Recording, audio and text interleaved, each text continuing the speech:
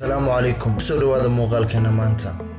Kadib dagaalkii labaad ee adduunka waxaa la aasaasay hay'ado caalami ah oo ilaa iyo maanta shaqeeya. Waxaan ka xusi karnaa Qaramada Midoobay, Bangiga Adduunka iyo Hay'adda Lacagaha Adduunka. Waxaan maanta muuqaalkeena ku lafaguri doonaa sida iyo habka uu u shaqeeyo Bangiga Adduunku. Kumanaan shaqaale ah iyo 187 dal oo bahwadaag u ah kadib Bangiga Adduunka ayaa noqday hay'adda adduunka ugu awoodda iyo dhaqaalaha badan. wuxuuna sanad kasta ka qayb qaataa sidii loo ciribtiri lahaa saboolnimada, wuxuuna bixiyaa mashaariicyo waaweyn oo adduunka waxtar u leh. wuxuuna sidoo kale lacag diimiyaa wadamada dhaqaalahoodu dhexdhexaadka yahay iyo kuwa ku nool darajada ugu hooseysa ee saboolnimada. daawade haddii aad muuqaalkan ka heshay iloobin inaad saarto like.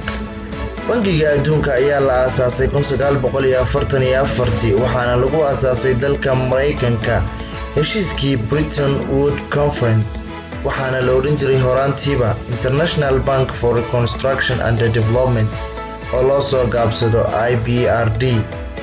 waxaana aasaasay labada dal ee kala ah Mareykanka iyo boqortooyada Ingiriiska.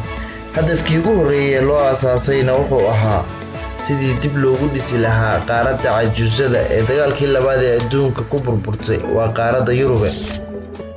wuxuuna shaqada si toos ah u bilaabay 1946 waxaana qayb ka ahaa oo kaliya 38 dal.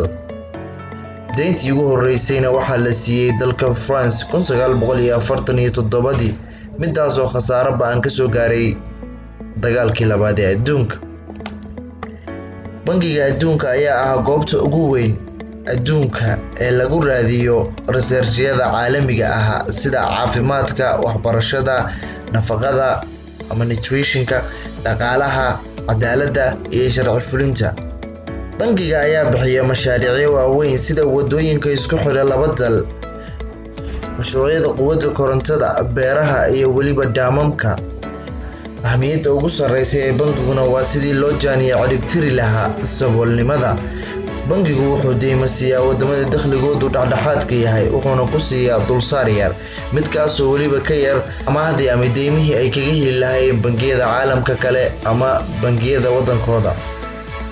sidoo kale deymaha uu siiyo wadamada saboolka ah ayaa iyadu wax dulsaar ahaba aanan lahayn, wuxuuna fursad u siiyaa wadamada inay waqti dheer ku soo celiyaan deymaha ay qaateen. waxaad isweydiinaysaa talow bangigan ama Bangiga Adduunka xagoo dhaqaalaha ka keena? maxay tahay isha dhaqaale ee bangiga? bangigu wuxuu leeyahay kayd dhaqaale oo baaxad leh, midkaasoo loo maareeyay si wanaagsan. kaydka dhaqaale ee bangiga ayaa ka yimaada ilo dhowr ah, waxaana ugu horeeya khidmada ay bixiyaan wadamada xubnaha ka ah, tabarucaadyo ay sameeyaan xubno gaar ah oo hantiilayaal ah, wadamada amaahday lacagaha marka ay soo celiyaan, saamiyada uu iibiyo iyo weliba deymo uu ka qaato wadamada hodanka ah. amahaha uu bixiyo bangigu waxa ugu muhiimsan sidii loo heli lahaa biyo nadiif ah oo la cabo. wuxuu dhisaa iskuulo, wuxuuna tababaraa macallimiin, wuxuu kor u qaadaa wax soo saarka beeraha, wuxuu dhisaa wadooyin waaweyn, wadooyinka tareenka iyo weliba dekedaha. wuxuu ballaariyaa isgaarsiinta, wuxuu fidiyaa caafimaadka, wuxuuna abuuraa ama uu dardargeliyaa quwadda korontada sidii qof walba gurigiisa lagu heli lahaa. waxaasoo dhan wuxuu u sameynayaa sidii loo ciribtiri lahaa saboolnimada. waad ku mahadsan tahay daawashadaada.